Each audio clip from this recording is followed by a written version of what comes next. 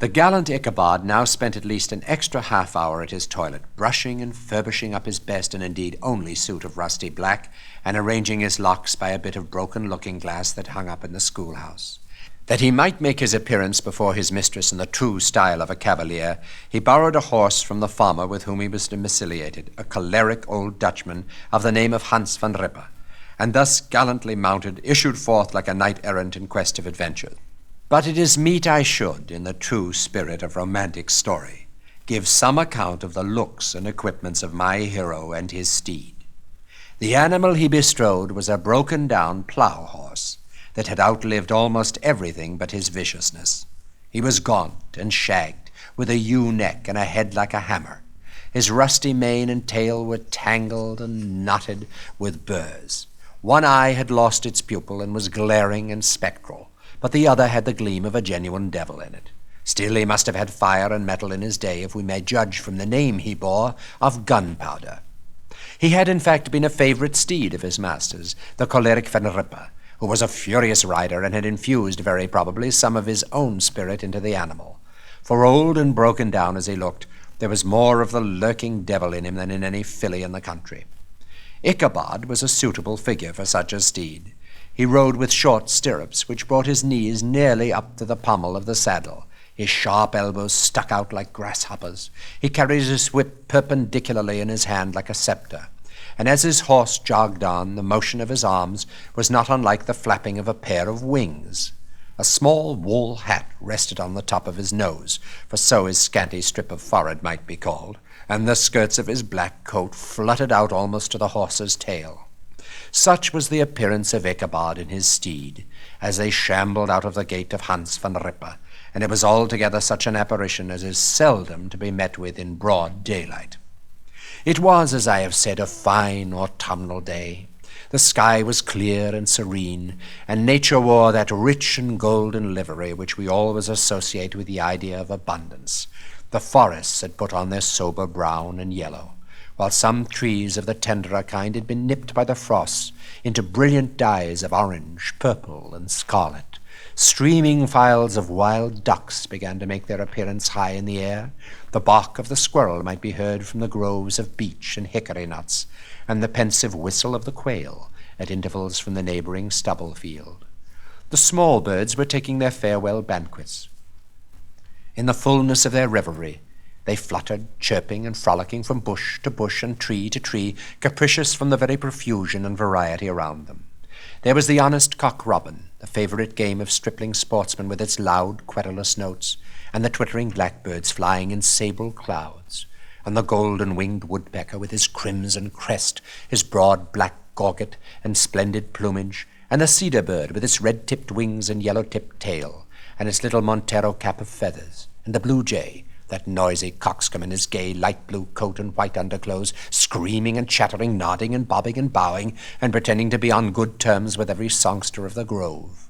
As Ichabod jogged slowly on his way, his eye, ever open to every symptom of culinary abundance, ranged with delight over the treasures of jolly autumn. On all sides he beheld vast stores of apples, some hanging in oppressive opulence on the trees, some gathered into baskets and barrels for the market, others heaped up in rich piles for the cider press.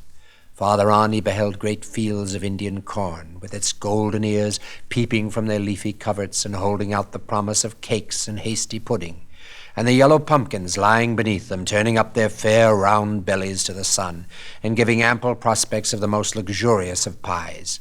And anon he passed the fragrant buckwheat fields, breathing the odour of the beehive, and as he beheld them, soft anticipation stole over his mind of dainty flapjacks, well buttered and garnished with honey or treacle by the delicate little dimpled hand of Katrina van Tassel. Thus feeding his mind with many sweet thoughts and sugared suppositions, he journeyed along the sides of a range of hills which look out upon some of the goodliest scenes of the mighty Hudson. The sun gradually wheeled his broad disk down into the west. The wide bosom of the Tappan Zee lay motionless and glossy, excepting that here and there a gentle undulation waved and prolonged the blue shadow of the distant mountain. A few amber clouds floated in the sky without a breath of air to move them. The horizon was of a fine golden tint, changing gradually into a pure apple green, and from that into the deep blue of the mid-heaven. A slanting ray lingered on the woody crests of the precipices that overhung some parts of the river, giving greater depth to the dark gray and purple of their rocky sides. A sloop was loitering in the distance, dropping slowly down with the tide, her sail hanging uselessly against the mast. And as the reflection of the sky gleamed along the still water, it seemed as if the vessel was suspended in the air. It was toward evening that Ichabod arrived at the castle of the Herr van Tassel, which he found thronged with the pride and flower of the adjacent country.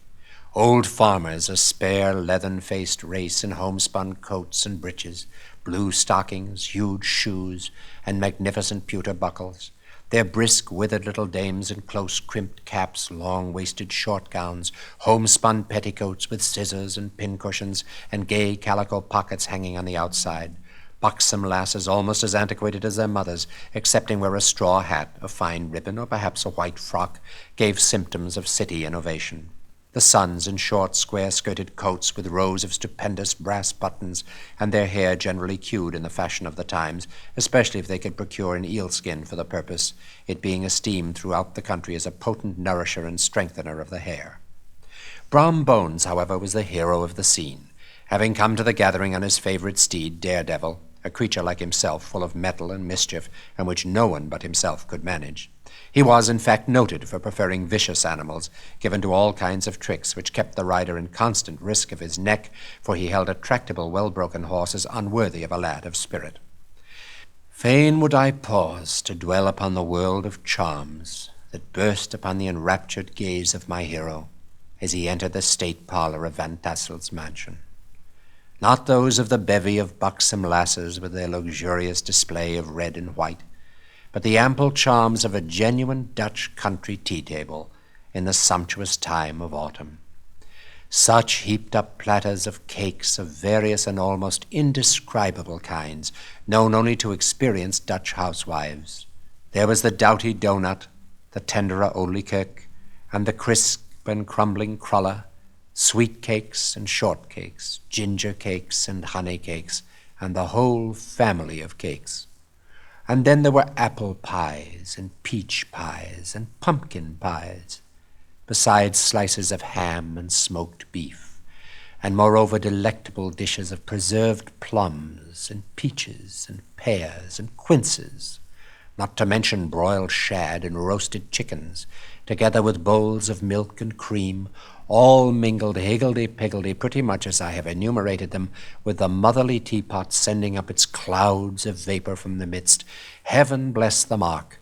I want breath and time to discuss this banquet as it deserves, and am too eager to get on with my story. Happily, Ichabod Crane was not in so great a hurry as his historian, but did ample justice to every dainty. He was a kind and thankful creature, whose heart dilated in proportion as his skin was filled with good cheer, and whose spirits rose with eating as some men's do with drink. He could not help to rolling his large eyes round him as he ate, and chuckling with the possibility that he might one day be lord of all this scene of almost unimaginable luxury and splendor. Then he thought how soon he'd turn his back upon the old schoolhouse, snap his fingers in the face of Hans van Rippe and every other niggardly patron, and kick any itinerant pedagogue out of doors that should dare to call him comrade. Old Baltus van Tassel moved about among his guests with a face dilated with content and good humor, round and jolly as the harvest moon. His hospitable attentions were brief but expressive, being confined to a shake of the hand, a slap on the shoulder, a loud laugh, and a pressing invitation to fall to and help themselves. And now the sound of the music from the common room or hall summoned to the dance. The musician was an old gray-headed Negro who had been the itinerant orchestra of the neighborhood for more than half a century. His instrument was as old and battered as himself. The greater part of the time he scraped on 2 or 3 strings, accompanying every movement of the bow with a motion of the head, bowing almost to the ground and stamping with his foot whenever a fresh couple were to start. Ichabod prided himself upon his dancing as much as upon his vocal powers. Not a limb, not a fibre about him was idle, and to have seen his loosely hung frame in full motion and clattering about the room, you would have thought St. Vitus himself, that blessed patron of the dance, was figuring before you in person. How could the flogger of urchins be otherwise than animated and joyous? The lady of his heart was his partner in the dance, and smiling graciously in reply to all his amorous oglings, while Brom Bones, sorely smitten with love and jealousy, sat brooding by himself in one corner. When the dance was at an end, Ichabod was attracted to a knot of the sager folks, who with old Van Tassel sat smoking at one end of the piazza, gossiping over former times and drawing out long stories about the war. There was the story of Duffu Motling, a large blue-bearded Dutchman who had nearly taken a British frigate with an old iron 9-pounder from a mud breastwork, only that his gun burst at the 6th discharge. And there was an old gentleman who shall be nameless, being too rich a mynheer to be lightly mentioned, who in the Battle of White Plains, being an excellent master of defence, parried a musket ball with a small sword, insomuch that he absolutely felt it whiz round the blade and glance off of the hilt, in proof of which he was ready at any time to show the sword with the hilt a little bent. There were several more that had been equally great in the field, not one of whom but was persuaded that he had a considerable hand in bringing the war to a happy termination. But all these were nothing to the tales of ghosts and apparitions that succeeded. The neighborhood is rich in legendary treasures of the kind. Local tales and superstitions thrive best in these sheltered, long-settled retreats, but are trampled underfoot by the shifting throng that forms the population of most of our country places. Besides, there is no encouragement for ghosts in most of our villages, for they have scarcely had time to finish their first nap and turn themselves in their graves before their surviving friends have travelled away from the neighborhood, so that when they turn out at night to walk their rounds, they have no acquaintance left to call upon. This is perhaps the reason why we so seldom hear of ghosts, except in our long-established Dutch communities. The immediate cause, however, of the prevalence of supernatural stories in these parts was doubtless owing to the vicinity of Sleepy Hollow. There was a contagion in the very air that blew from that haunted region. It breathed forth an atmosphere of dreams and fancies, infecting all the land. Several of the Sleepy Hollow people were present at Van Tassel's, and as usual were doling out their wild and wonderful legends. Many dismal tales were told about funeral trains and mourning cries and wailings heard and seen about the tree where the unfortunate Major Andre was taken, and which stood in the neighborhood. Some mention was made also of the woman in white that haunted the dark glen at Raven Rock, and was often heard to shriek on winter nights before a storm, having perished there in the snow. The chief part of the stories, however, turned upon the favorite spectre of Sleepy Hollow, the headless horseman, who had been heard several times of late patrolling the country, and it was said tethered his horse nightly among the graves in the churchyard. The revel now gradually broke up. The old farmers gathered together their families in their wagons, and were heard for some time rattling along the hollow roads and over the distant hills. Some of the damsels mounted on pillions behind their favorite swains, and their light-hearted laughter, mingling with the clatter of hoofs, echoed along the silent woodlands, sounding fainter and fainter until they gradually died away. And the late scene of noise and frolic was all silent and deserted. Ichabod only lingered behind, according to the custom of country lovers, to have a tete-a-tete with the heiress, fully convinced that he was now on the high road to success. What passed at this interview I will not pretend to say, for in fact I do not know. Something, however, I fear me must have gone wrong, for he certainly sallied forth after no great interval, with an air quite desolate and chop-fallen. Oh, these women, these women! Could that girl have been playing off any of her coquettish tricks? Was her encouragement of the poor pedagogue all a mere sham to secure her conquest of his rival? Heaven only knows, not I. Let it suffice to say, Ichabod stole forth with the air of one who had been sacking a hen roost rather than a fair lady's heart. Without looking to the right or left to notice the scene of rural wealth on which he had so often gloated, he went straight to the stable, and with several hearty cuffs and kicks, roused his steed most uncourteously from the comfortable quarters in which he was soundly sleeping, dreaming of mountains of corn and oats and whole valleys of timothy and clover. It was the very witching time of night that Ichabod, heavy-hearted and crestfallen, pursued his travel homewards along the sides of the lofty hills which rise above Tarrytown, and which he had traversed so cheerily in the afternoon. The hour was as dismal as himself. Far below him, the Teppan Zee spread its dusky and indistinct waste of waters, with here and there the tall mast of a sloop riding quietly at anchor under the land. In the dead hush of midnight, he could even hear the barking of the watchdog from the opposite shore of the Hudson, but it was so vague and faint as only to give an idea of his distance from this faithful companion of man. Now and then, too, the long-drawn crowing of a cock, accidentally awakened, would sound far, far off, like some farmhouse away among the hills, but it was like a dreaming sound in his ear. No signs of life occurred near him, but occasionally the melancholic chirp of a cricket, or perhaps the guttural twang of a bullfrog from a neighboring marsh, as if sleeping uncomfortably and turning suddenly in his bed. All the stories of ghosts and goblins that he had heard in the afternoon now came crowding upon his recollections. The night grew darker and darker. The stars seemed to sink deeper in the sky, and driving clouds occasionally hid them from his sight. He had never felt so lonely and dismal. He was, moreover, approaching the very place where many of the scenes of the ghost stories had been laid. In the center of the road stood an enormous tulip tree, which towered like a giant above all the other trees of the neighborhood and formed a kind of landmark. Its limbs were gnarled and fantastic, large enough to form trunks for ordinary trees, twisting down almost to the earth and rising again into the air. It was connected with the tragical story of the unfortunate Andre, who had been taken prisoner hard by, and was universally known by the name of Major Andre's tree. The common people regarded it with a mixture of respect and superstition, partly out of sympathy for the fate of its ill-starred namesake, and partly from the tales of strange sights and doleful lamentations told concerning it. As Ichabod approached this fearful tree, he began to whistle. He thought his whistle was answered. It was but a blast sweeping sharply through the dry branches. As he approached a little nearer, he thought he saw something white hanging in the midst of the tree. He paused and ceased whistling, but on looking more narrowly, perceived that it was a place where the tree had been scathed by lightning and the white wood laid bare. Suddenly he heard a groan.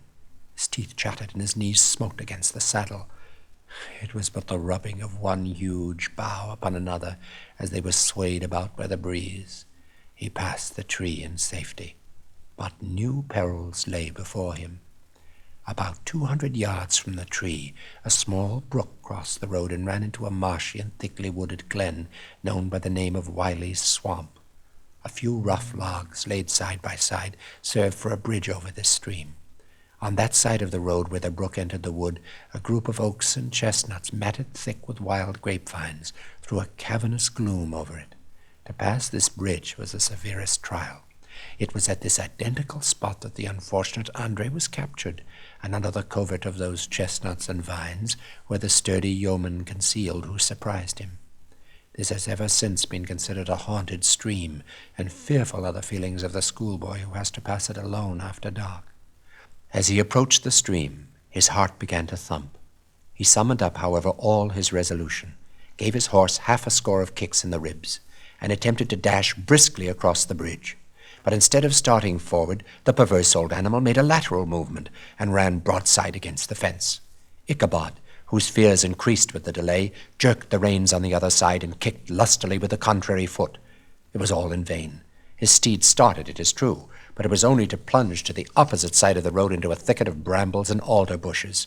The schoolmaster now bestowed both whip and heel upon the starveling ribs of old Gunpowder, who dashed forward snuffling and snorting, but came to a stand just by the bridge with a suddenness that had nearly sent his rider sprawling over his head.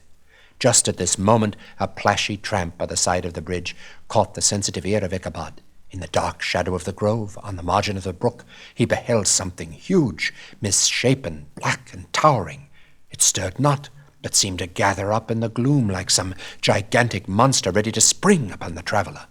The hair of the affrighted pedagogue rose upon his head with terror. What was to be done? To turn and fly was now too late, and besides, what chance was there of escaping ghost or goblin, if such it was which could ride upon the wings of the wind? Summoning up, therefore, a show of courage, he demanded in stammering accents, "Who are you?" He received no reply. He repeated his demand in a still more agitated voice. Still there was no answer. Once more he cudgelled the sides of the inflexible gunpowder, and shutting his eyes, broke forth with involuntary fervour into a psalm tune. Just then the shadowy object of alarm put itself in motion, and with a scramble and a bound stood at once in the middle of the road. Though the night was dark and dismal, yet the form of the unknown might now in some degree be ascertained. He appeared to be a horseman of large dimensions, and mounted on a black horse of powerful frame. He made no offer of molestation or sociability, but kept aloof on one side of the road, jogging alone on the blind side of old Gunpowder, who had now got over his fright and waywardness. Ichabod, who had no relish for this strange midnight companion, and bethought himself of the adventure of Brum Bones with the galloping Hessian, now quickened his steed in hopes of leaving him behind. The stranger, however, quickened his horse to an equal pace. Ichabod pulled up and fell into a walk, thinking to lag behind. The other did the same. His heart began to sink within him. He endeavoured to resume his psalm tune, but his parched tongue clove to the roof of his mouth, and he could not utter a stave. There was something in the moody and dogged silence of this pertinacious companion that was mysterious and appalling. It was soon fearfully accounted for. On mounting a rising ground, which brought the figure of his fellow traveller in relief against the sky, gigantic in height and muffled in a cloak, Ichabod was horror-struck on perceiving that he was headless. But his horror was still more increased on observing that the head, which should have rested on his shoulders, was carried before him on the pommel of the saddle. His terror rose to desperation. He rained a shower of kicks and blows upon Gunpowder, hoping by a sudden movement to give his companion the slip, but the spectre started full jump with him. Away then they dashed through thick and thin, stones flying and sparks flashing at every bound. Ichabod's flimsy garments fluttered in the air as he stretched his long, lank body away over his horse's head in the eagerness of his flight. They had now reached the road which turns off to Sleepy Hollow, but Gunpowder, who seemed possessed with a demon, instead of keeping up it, made an opposite turn and plunged headlong downhill to the left. This road leads through a sandy hollow, shaded by trees for about a quarter of a mile, where it crosses the bridge famous in goblin story, and just beyond swells the green knoll on which stands the whitewashed church. As yet the panic of the steed had given his unskilled rider an apparent advantage in the chase, but just as he had got halfway through the hollow, the girths of the saddle gave way, and he felt it slipping from under him. He seized it by the pommel and endeavoured to hold it firm, but in vain, and had just time to save himself by clasping old Gunpowder round the neck when the saddle fell to the earth, and he heard it trampled underfoot by his pursuer. For a moment the terror of Hans van Ripper's wrath passed across his mind, for it was his Sunday saddle. But this was no time for petty fears. The goblin was hard on his haunches, and unskilful rider that he was, he had much ado to maintain his seat, sometimes slipping on one side, sometimes on another, and sometimes jolted on the high ridge of his horse's backbone with a violence that he verily feared would cleave him asunder. An opening in the trees cheered him with the hopes that the church bridge was at hand. The wavering reflection of a silver star in the bosom of the brook told him that he was not mistaken. He saw the walls of the church dimly glaring under the trees beyond. He recollected the place where Brum Bones' ghostly competitor had disappeared. If I can but reach that bridge, thought Ichabod, I am safe. Just then he heard the black steed panting and blowing close behind him. He even fancied that he felt his hot breath. Another convulsive kick in the ribs, and old Gunpowder sprang upon the bridge. He thundered over the resounding planks. He gained the opposite side, and now Ichabod cast a look behind to see if his pursuer should vanish, according to rule, in a flash of fire and brimstone. Just then he saw the goblin rising in his stirrups, and in the very act of hurling his head at him. Ichabod endeavoured to dodge the horrible missile, but too late.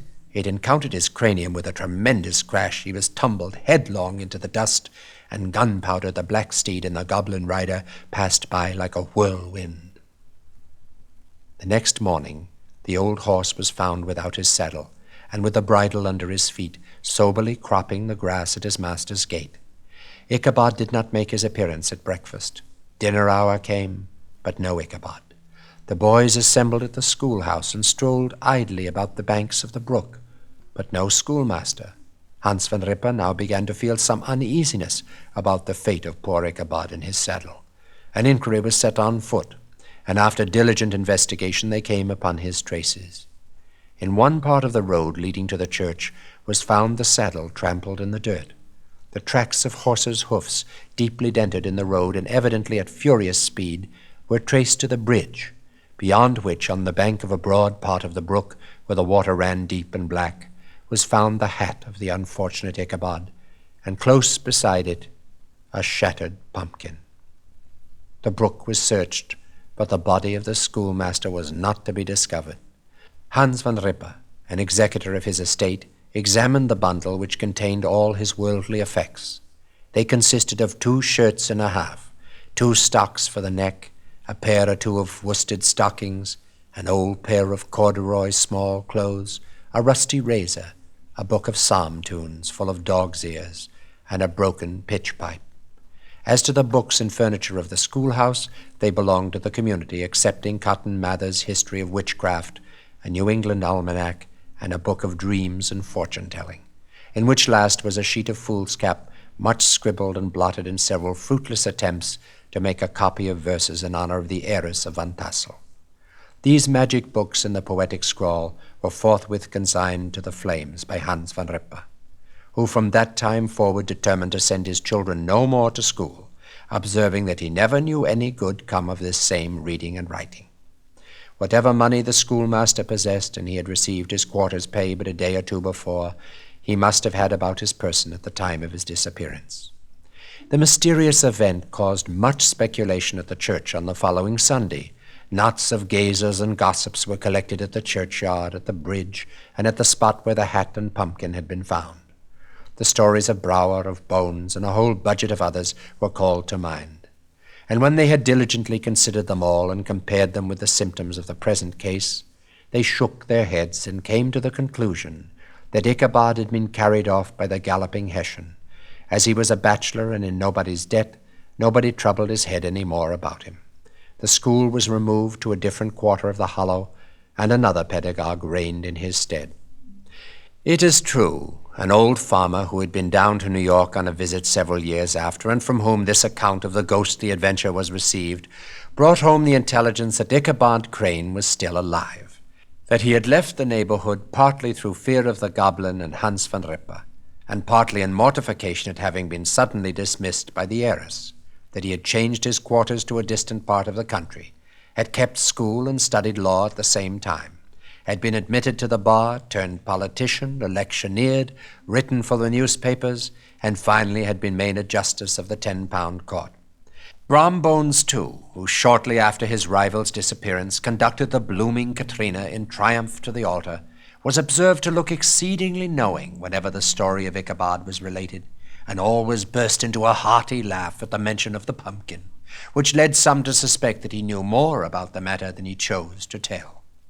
The old country wives, however, who are the best judges of these matters, maintain to this day that Ichabod was spirited away by supernatural means, and it is a favorite story often told about the neighborhood round the winter evening fire. The bridge became more than ever an object of superstitious awe, and that may be the reason why the road has been altered of late years, so as to approach the church by the border of the mill pond. The schoolhouse, being deserted, soon fell to decay, and was reported to be haunted by the ghost of the unfortunate pedagogue. And the ploughboy, loitering homeward of a still summer evening, has often fancied his voice at a distance, chanting a melancholy psalm tune among the tranquil solitudes of Sleepy Hollow.